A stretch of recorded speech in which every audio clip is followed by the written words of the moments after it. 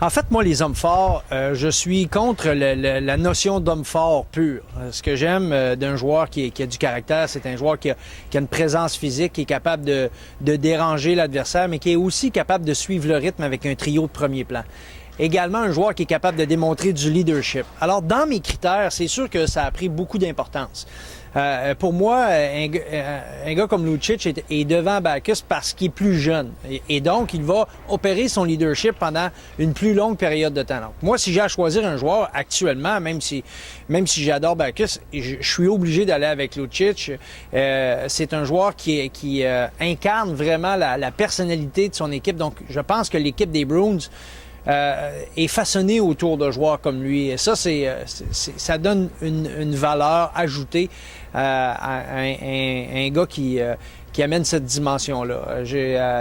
David Clarkson est également un de mes choix très haut parce que c'est un joueur également qui est capable de contribuer offensivement, qui, depuis l'arrivée de DeBoer, est transformé. Il y a vraiment eu un déclic entre ces deux-là. Et moi, c'est le genre de situation que j'aime. Je suis totalement contre la bataille dans la Ligue nationale. En ce qui me concerne, on pourrait l'éliminer, mais je ne serai jamais contre la robustesse.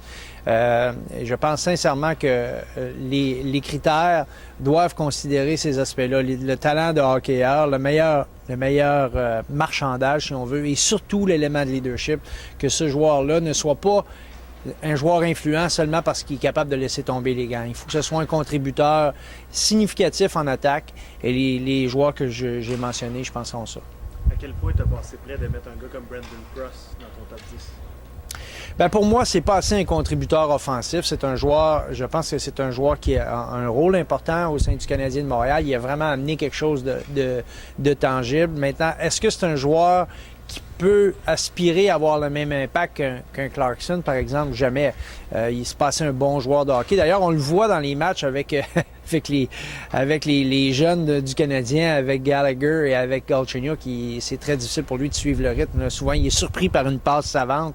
Les mains vives de ces joueurs-là font que les passes sont très imprévisibles dans des zones ou dans des situations qui habituellement, lui, n'est pas en mesure de capter ces passes-là. Par contre, si les deux jeunes du Canadien jouaient avec un Backes ou avec un Lucic, ils trouveraient une manière de récupérer ces rondelles-là dans l'enclave et d'avoir des tirs au filet.